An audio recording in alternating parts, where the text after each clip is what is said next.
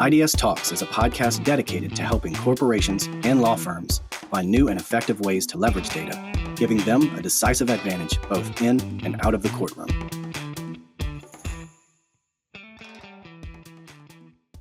Hello, and welcome to another edition of IDS Talks. My name is Jonathan Sachs, Chief Revenue Officer at IDS, and I'm joined today by Bobby Williams, a director here at IDS. We're going to talk about the journey to becoming a digital forensics expert.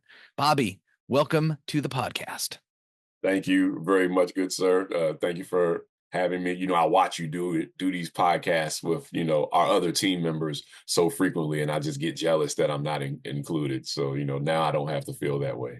No, well, look, we can do a whole Bobby Williams series. This could, and we'll take it on the road. I mean, this could be a thing, and if we did, Bobby, I'd be honored. So, I've got I'm wearing a little gold today in my polo. It's a University of Colorado Boulder. Trying to support Travis Hunter and his Heisman Trophy campaign. Fantastic college football player. I have a fantastic teammate on here who isn't in the running for an award, but just got one. So, Bobby, before I ask you all these questions about the road to being a digital forensics expert, why don't you just go ahead and share with the listeners what happened last week? Last week was just I think a really good, humbling week for me. It started with my birthday on Monday, December 2nd, but I had been nominated for a Gail O'Connor Spirit Award to be the 2024 honoree of that award. And turns out I am a co-honoree, myself and another industry colleague. We're both honored. Gail O'Connor was a person who was in every way her most authentic self and used that to live her life out loud and help people, even when it didn't get any fanfare. Even when it was behind the scenes. She was so helpful and so inspiring and so invigorating for so many people. And that award honors people who the committee feels and the popular vote feel embody that legacy. So It was very humbling. I was very surprised, especially when you see some of the other names on the list. We were, I speak on behalf of all of the company. We were all very proud of you. I personally was very proud of you. I think it was much deserved. And the reason I raise it is not to toot Bobby Williams' horn and, make you feel more special, though you are very special. But I think that award recognizes something in you that's probably played a role in your career growth and path. And so to the extent we work that into today's conversation, great. But again, yeah, that was super cool. I had the pleasure of watching it live, and even just the emotion of your acceptance speech, I think caught a lot of people, wanting to shed a tear. Many people don't know I'm a crier, so it's a surprise to many people when they learn that about me, that I'm a crier. So to our listeners, if you're not a current subscriber, you should definitely sign up if I do this series with Bobby. The challenge will be, can I make him cry? Love it. Okay. All you got to do is give me an award every time we do the podcast, and I'll cry every time. Come on. All right. So let's start, and let's start from the ground up. The Bobby Williams story. Could you walk us through your journey from a life in eDiscovery to being a consultant to ultimately being a director at IDS? Very interesting. I think a lot of people in what I call my generation of eDiscovery came into this field the same way, meaning that we all came in different ways. Like there was not a set path when I came into eDiscovery. So many people were in law school and, learned a little bit about this like technological infrastructure that supports the law and decided to go down that path. Or so they became like the earliest iteration of eDiscovery attorneys. Many people were working as paralegals and started getting into like early review platforms like Concordance and stuff and how to support that. Many people started like just scanning documents and digitizing them and understanding that there were systems to put these documents in the databases. And then you have people like me who got an undergrad degree in graphic design and had no idea that I would end up anywhere near the legal industry at all. And but had an opportunity because I formed a relationship with somebody who was a vice president of a data management company. And because we hit it off, and I think we just had a connection. He put me in contact with somebody who was willing to give me an interview. And this Okay. was, this was 24 years ago that this happened. And he even Bobby told was me, 8. Bobby was 8 at the time, in case you want. Go ahead. 24 years ago. he told me, he said, look, this person is going to take your call. They're going to give you an interview, but I'm not going to have them give you any special treatment. So if there's going to be a position for you in the organization, you're going to have to still earn it and meet all of the criteria. The only favor they're doing for me is taking the call and giving you the interview. And I made that call. After doing freelance design for a bit, after getting my graphic design degree, realized that I really didn't like designing for other people because as an artist, you create something, and then when you create it for a client, they want you to change it. And it was like, oh Sure. no, this is my baby. You want me to change my baby? So I had said, let me start exploring technology. And even though I was getting a degree in graphic design, I had been teaching myself technology. I had started working with computers, taking them apart, putting them back together. I researched, and we had old computers in my graphic design lab that were out of warranty. I started researching how can we make them faster, build more capacity in them. So I had some technological background, but it was self-taught. And then I made this phone call. Interview went really great. Started working for a document management company, and then that started me in the eDiscovery field. Mm. And that was on the government side. That was a contractor for Department of Justice. And then I left that organization after a really good few years and learning a lot. I got into trial presentation work and then left that organization and went to work directly for the U.S. Attorney's Office in Eastern District of Virginia. A lot of great experience there because I was wearing so many hats. I was their web developer and their webmaster. Simultaneously, I was doing user support. I was doing server administration. I was still doing lit support and e-trial work for them. And all of this was happening simultaneously. And I was, they started to put me over their internal technical training program. I started going down to the National Advocacy Center and South Carolina and starting to teach the attorneys there about technology and other government employees. And it was during that time that I really started to engage with what I've always had, which is like this love of teaching. I left there and went to work for Lockheed Martin. And then while I was at Lockheed Martin, that's when I started to get involved in digital forensics. And I spent a couple of years learning some of the basics of chain of custody and data collections and image verification, and then got an opportunity to come work at IDS, which at the time was a very young organization. And the rest, as you say, is history. 11 years later, I'm still at IDS. Yeah, no, that is so appreciate that walking through Bobby's progression.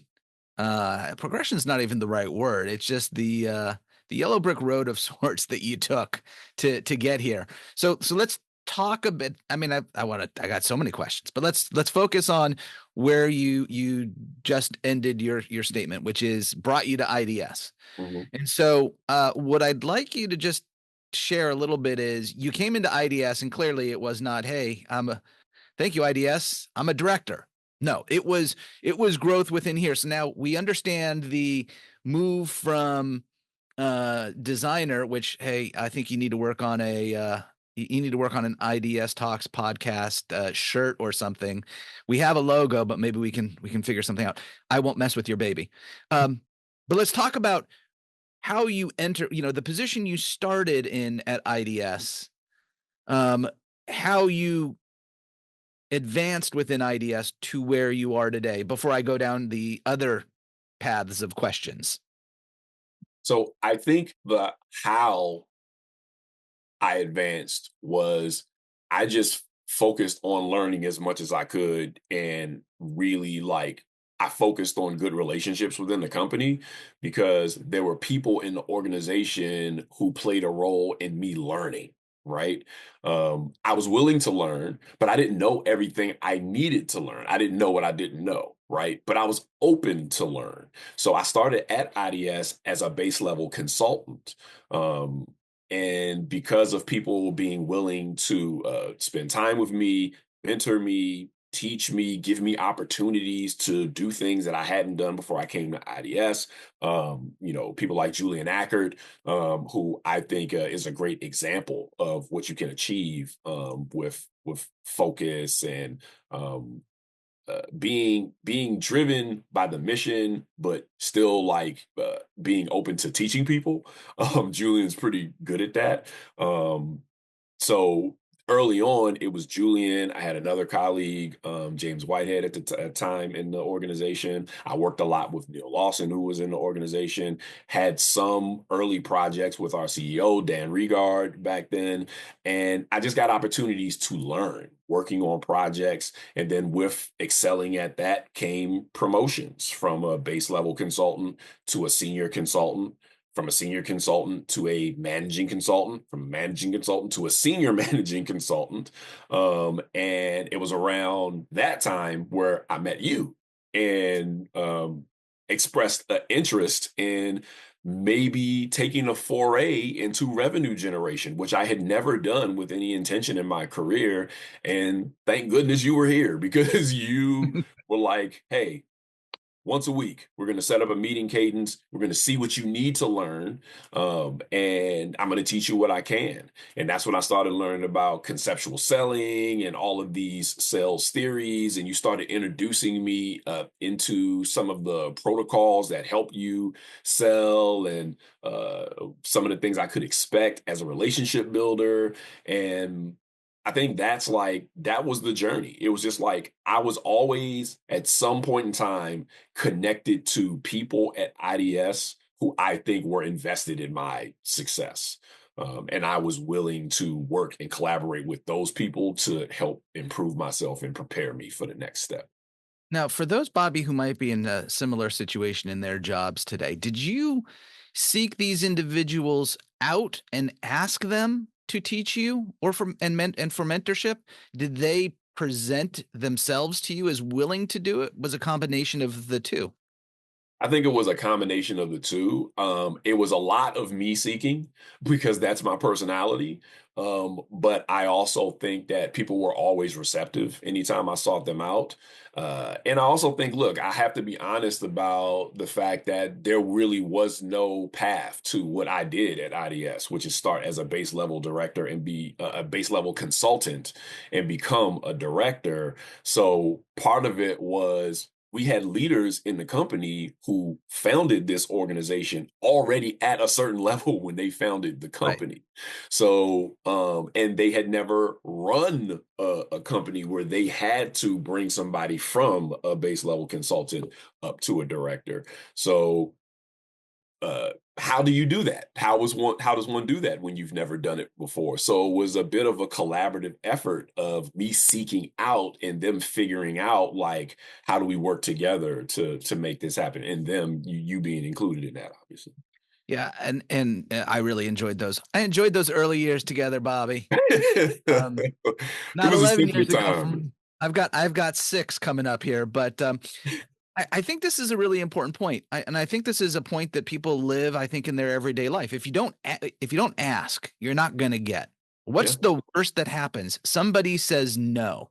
Yeah. But it's like you need to advocate for yourself. If you have an interest, you need to pursue it. You need to ask. That's on you. Yeah. And I think a lot of times people might want to get the tap on the shoulder and say, Bobby, you're really good at this. Let's go down this path. That happens, but I don't know about you, Bobby. I'm a strong believer of there's no harm in asking. I think there's fear associated with it. And I think, look, it's a difficult mentality to overcome for people who professionally have been told for a lot of their careers to not take up space. But then to be Mm. in an environment where you can really benefit from taking up some space, right? IDS is a place for that. IDS is a place where you're going to get an opportunity to take up space, to take initiative, to do something, to, ask questions and ask for someone to help you and for someone to support you. And IDS needs that because everybody is so, focused on the mission that we may not always execute the tap on the shoulder, right? So, but I do think that there's the conundrum is that that's just a tough mentality to overcome when a That's lot true. of people have been trained to just keep their heads down and not take up space. So Yeah. I think, we got to try to find that balance of like, how do we change the mentality and create an environment where people feel more secure raising their hand and asking for help and taking up more space? um yeah, that's a loose thought that I have on it. No, I don't disagree. I would add on that saying that sometimes people need to be encouraged to get out of their comfort zone. Yeah. Um, and when they hear stories like yours and they hear comments like we've just shared, maybe that helps them. Yeah. So I've got a human element question I want to ask, which I'm not going to ask. I want to bounce back to the technical first. It's going to be like playing Pong, Bobby. You weren't born in time to remember it. I do. A little box plugged into my TV with a little knob paddle going up and down. It's going to be like Pong. Cuz you talked about in your path the um tech side, learning tech, and we're not just talking software and programs, we're talking actual hardware. So I want to focus on that. I want to talk about staying ahead of the curve. Mm. Um, and so I'd like, if you don't mind, and you don't because you're on the podcast and you have no choice, could you share your experiences in terms of staying updated on latest trends and techniques in digital forensics? Because it's got to be changing so frequently. Yeah, yeah. I mean, one method of staying ahead of it is that it's required. So we You have have no choice. You have no certification. choice. Got Yeah, it. yeah. Like if you have a certification, you got to maintain that certification. It used to be you get a certification and you just had that certification for the rest of your life, like a degree. That's not the case anymore. Now you get a certification, you have to renew that certification depending on which one it is, every 2, 3, 4 years. With that comes new learning, new information. So you have to stay ahead of from a knowledge perspective, just to maintain your credentials. But also when you're in the field, you encounter new technology and there are new methods to mitigate and deal with and handle that new technology. So you need to practice and learn how to do it. But I think another thing that generations coming up after us do this organically because they grow up in technology. It is just natural for them to engage new technological systems. And for our generation and generations that come before, that doesn't happen so organically. So we need to be intentionally curious about technology. I'll give you an example. Um, since the smartphone renaissance, I've been an Android user. I've been an avid Android loyalist, right?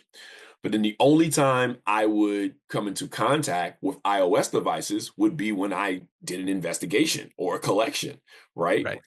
And it finally dawned on me that I'm not going to be as ahead of the curve as I could be if I only engage iOS devices when I need to for work. So I got an Wow. iPad. not because I wanted to be a part of the iOS ecosystem, but I wanted to start getting my brain used to how a user engages with that operating system, how a user uses those apps. What is the process like to install updates on it, and testing new programs and apps on it to see how they work and start to understand like where data might be saved.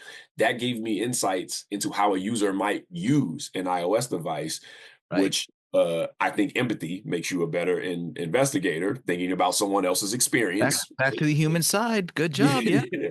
So that's just an example of like my personal curiosity about technology helps keep me ahead of the curve. And I think it helps a lot of people do that if they're just intentionally curious about Right. Come to the dark side, Bobby. it. Come to the world of Apple and Mac. Come on. It's not so bad. I love Android so much. I get it. I'm not one of those guys. I'm a Apple guy locked into the ecosystem. Okay, so like I said, Pong, let's go to the human side because you talked a bit about it, and you respectfully said our generation and the younger generation. So I appreciate that. Thanks. I might not look my age, but even for someone like me who's somewhat tech savvy, not to the same level as you, there are things that go on with tech and in the world of digital forensics that I'm not going to understand. And so there's got to be a human element to this. And so can you share your experiences interpreting complex data and associated tech stuff and presenting findings in a clear and concise manner to somebody who may not be as well versed? I'm not Yeah. talking like someone who can't reset the clock on their VCR. Young people look that up. But hopefully you get the sense of what I'm talking about. You know Yeah. what you're talking about. It's your everyday. Yeah. How do you make it so that someone who's not in it every day understands? So I have made it, and this is not just a data and technology thing. This is a communication and human interaction thing. I have tried to onboard the skill of taking complex ideas and simplifying them and making them more digestible for people. I try to do that in many different ways. Analogies is one way to do it, right? And we've seen that in writing and literature, as long as we've been reading, right? Drawing an analogy, using something that someone does understand to help teach them about something that they don't understand can help Mm, bridge the gap, right? So that's one thing. But also understanding that people are just super receptive to storytelling, and understanding that when we're looking at data and technology, there's a story in that data. And a big part of that story is not just what the technology did, what happened with the data. It is, what did people do? Does this data and the technology tell us about the activities, ideas, thoughts, and communications of people, right?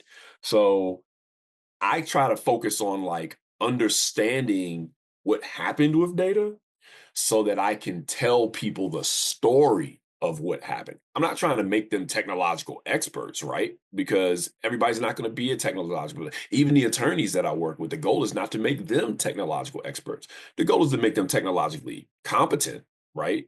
But I'm really trying to get people to just understand what happened. And to do that, I need to be able to connect with them, use analogy, use metaphor when I need to, but just make sure I'm making the story what happened as clear as I can possibly make it. yeah, Bobby, I think that's a really important point. Lawyers today aren't required to be tech savvy, but they do need to know about technology. They do need to understand data. They need to understand what the data is saying, which is why I think, and hopefully you would agree, it's so important for these lawyers to have a company like IDS as part of their team, so that that's the role we play. Give them the understanding, but if you need to tap someone in to explain it to a judge, Yeah. it's us. It's Yeah. you. Yeah. Like I have a client who next week I'm going to do, and this is an in-house client. This is not a law firm. This is a in client that we do work for. Sometimes we do work Corporate for client, for those who may yeah, not understand what corporate Bobby's client. saying. Yeah, corporate client.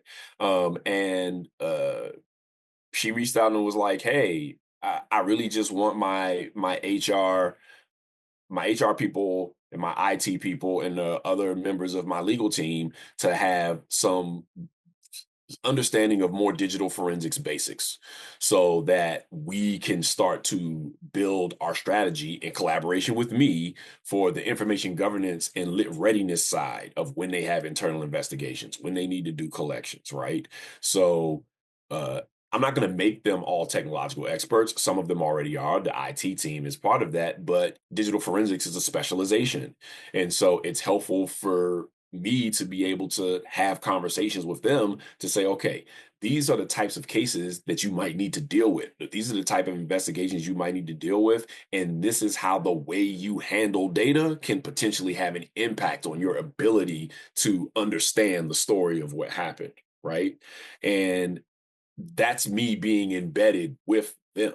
That's me having a relationship with in-house legal so that they knew they could reach out to me to just ask me to take some time to help teach their team members so that they're better prepared when they need it. You got to have the partnership, you got to have relationships, and that's people. That's just all about people. It is. It is, Bobby. All right. So I want to close out with this last question, and it involves people. It involves mentoring. I know that is so important to you. It's something also that it's important to me. I'd like you to close out by talking to us and sharing advice that you would give to aspiring digital forensics professionals.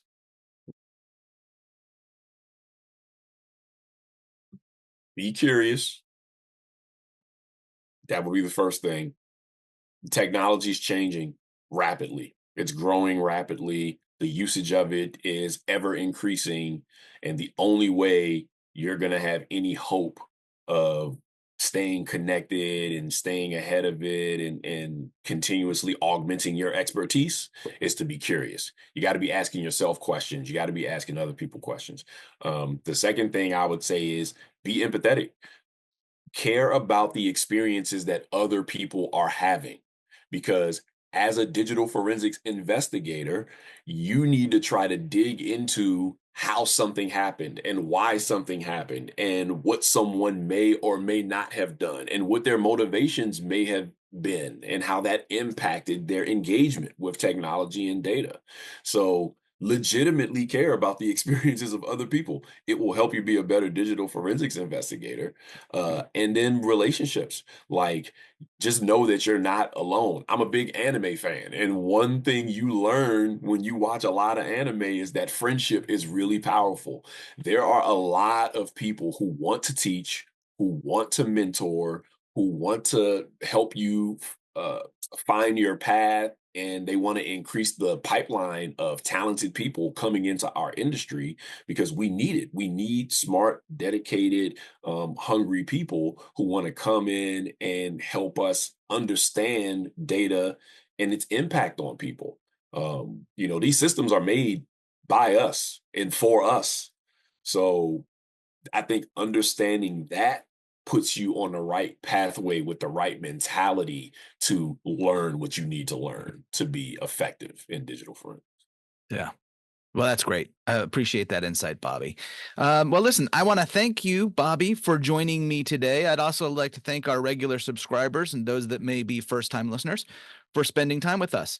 If you'd like to learn more about IDS or want to subscribe to our IDS Talks podcast, you can visit idsinc.com or go wherever you normally get your podcasts from. If you happen to be watching this in video format on YouTube, go ahead and hit like and subscribe.